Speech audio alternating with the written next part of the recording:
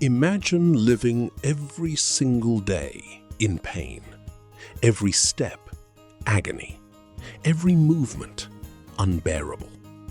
For centuries, people with damaged hips had no real treatment. Old age, arthritis, injuries, infections. Once the hip joint failed, life slowly became a prison. Many patients could barely walk. Some became permanently bedridden.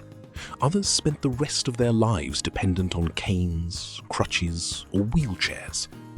Doctors tried everything: metal plates, bone reshaping, primitive surgeries, but the results were often disastrous.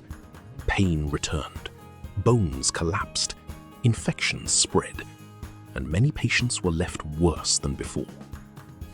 The human hip was one of the body's most complex joints, strong enough to carry the entire body, yet smooth enough to move effortlessly thousands of times every day.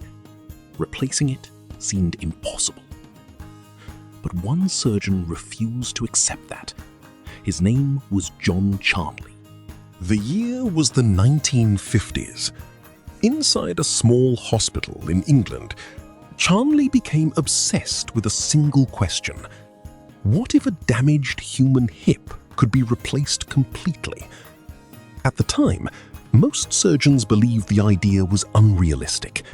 Artificial joints failed constantly. The materials wore down quickly. Metal rubbed against metal, creating pain, inflammation, and destruction inside the body. Many experts believed hip replacement surgery would never truly work. But Charnley saw the problem differently. He realized the issue wasn't just the surgery, it was friction. The human hip moved constantly.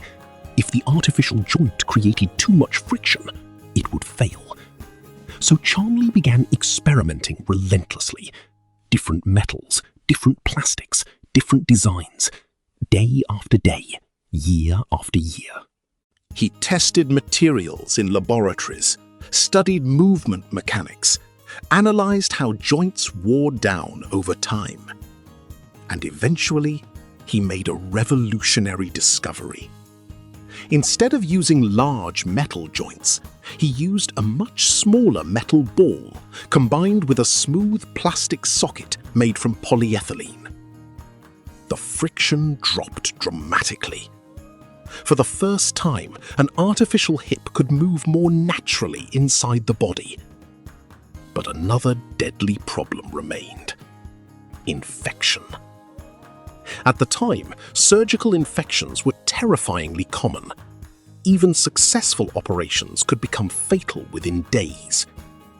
So Charnley transformed the operating room itself. He introduced cleaner surgical techniques, special airflow systems, protective surgical clothing, methods designed to reduce bacteria in the air. Many surgeons mocked the extreme precautions, but Charnley refused to compromise. Then came the real test. Patients suffering from severe arthritis, crippling pain, and destroyed hip joints underwent the new procedure. The results stunned the medical world. People who had spent years unable to walk stood up again. Patients trapped in constant pain began moving freely. Some cried the first time they walked without agony. For the first time in history, a damaged human hip could truly be replaced. News spread rapidly across the world. Surgeons traveled to England just to watch Charnley operate. Hospitals began adopting the procedure, and modern hip replacement surgery was born. As technology improved, the procedure became safer, stronger, and longer lasting. Today, millions of people receive hip replacements every year. Athletes, elderly patients, accident victims. People once condemned to lifelong pain now return to walking, working, and living normal lives again. Many modern hip implants can last decades inside the human body. All because one surgeon refused to accept that pain was unavoidable. John Charnley didn't just invent a surgery, he restored movement itself. He gave people independence, freedom, and a second chance at life. Because sometimes the greatest medical breakthroughs are not about saving lives instantly. Sometimes they are about giving life back, one step at a time.